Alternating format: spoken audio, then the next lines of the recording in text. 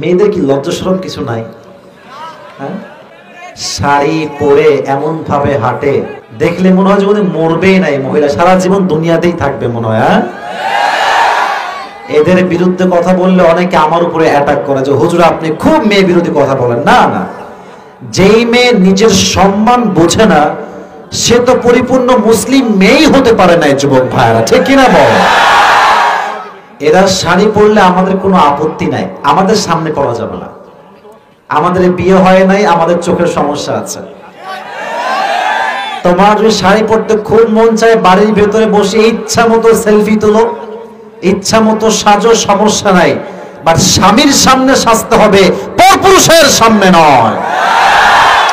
আল্লাহ এই সমস্ত মেয়েদেরকে হেদায়াত দান করুন, সকলে পড়া আমিন। আজকে আবার নিউজ পড়লাম, বাংলাদেশ এটা বিশ্ব রেকর্ড করেছে। কি বিশ্ব রেকর্ড?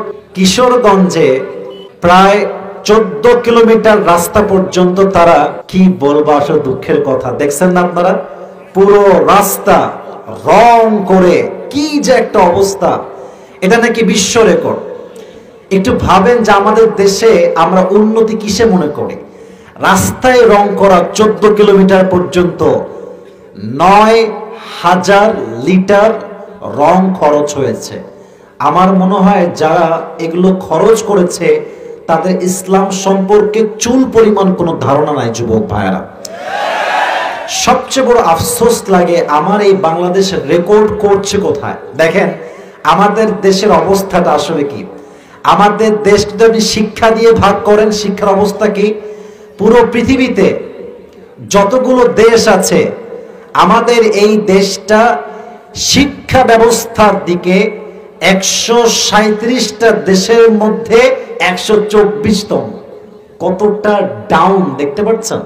আচ্ছা আসেন স্বাস্থ্য সেবা, পুরো পৃথিবীতে 167টা দেশের ভেতরে আমাদের দেশের স্বাস্থ্য ব্যবস্থা একদম ডাউন, একদম নিচে। পুরো পৃথিবীতে বসবাসযোগ্য জায়গা তো অনেক আছে, যদি বসবাসযোগ্য না এমন জায়গার হিসাব করা যায় তাহলে পুরো পৃথিবীতে ঢাকা হচ্ছে 2 নাম্বার। কয় নাম্বার ঢাকা? বলেন কয় নাম্বার? 2 নাম্বার।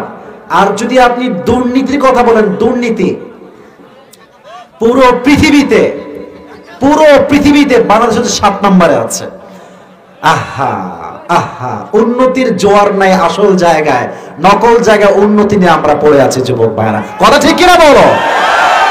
দেখেন রাস্তায় যখন রং ঢালা হয়, এই রং যখন ধোয়া হবে, এই রং ধোয়ার পরে চতুর্পাশে যে জীব বস্তু আছে এগুলো ধ্বংস হবে, জীব বৈচিত্র্য ধ্বংস হবে। আর সবচেয়ে বড় আফসোস লাগে আমাদের দেশের শিক্ষা ব্যবস্থা আজকে এমন একটা শিক্ষা ঢুকেছে যে শিক্ষা ইসলামে পরিপূর্ণ হারাম হারাম হারাম, ঠিক কিনা বলেন? শরীফ থেকে শরীফা হওয়ার গল্প, এগুলো চেঞ্জের নাম নাই। আমরা রং করে বিশ্ব রেকর্ড করব। আমি চাই নামে রাস্তাঘাটে মেয়েদেরকে বেহার রূপে দেখতে চাই না। যুবক ভাইরা, ঠিক কিনা বলো? আমি চাই আমার দেশটা সমৃদ্ধ হোক, আমার দেশটা জিরো করাপশনে নাম্বার 1 হোক। আমি চাই আমার দেশের প্রত্যেকটা যুবক মেধাবী হোক, বিজ্ঞানী হোক, বড় আলেম হোক, সমাজসেবক হোক। আমার দেশটা আসলে সোনার দেশ হয়ে যাবে, ঠিক কিনা বলেন? এদেশে ভালো ট্যালেন্টের দাম নাই। যত বাজে কাজ দেখবেন ভিউ বেশি, যত সস্তা কন্টেন্ট তত ভিউ বেশি। দেশে ভালো কাজে কোনো দাম নাই। আমার তো বিশ্বাস যদি সরকার উদ্যোগ নেয় যে আমাদের দেশটা হবে সোনার দেশ, প্রত্যেক মানুষের ট্যালেন্টকে দাম দেওয়া হবে, প্রত্যেকের যোগ্যতাকে দাম দেওয়া হবে, 200-300 বছর পরে পৃথিবীর প্রত্যেকটা প্রান্তে প্রান্তে বাংলাদেশ হবে টপ লেভেলের নাম্বার 1, ঠিক কিনা বলেন? আল্লাহ আমাদের সবাইকে এই সমস্ত বেহায়াপনা, বৈশাখী কালচার, নববর্ষ কালচার এবং এগুলোর নাম করে বেহায়াপনা, অশ্লীলতা, বেপর্দা, ফ্রি মিক্সিং, আল্লাহ আমাদের সবাইকে এগুলো থেকে হেফাজত করুন। সকলে পড়া আমিন।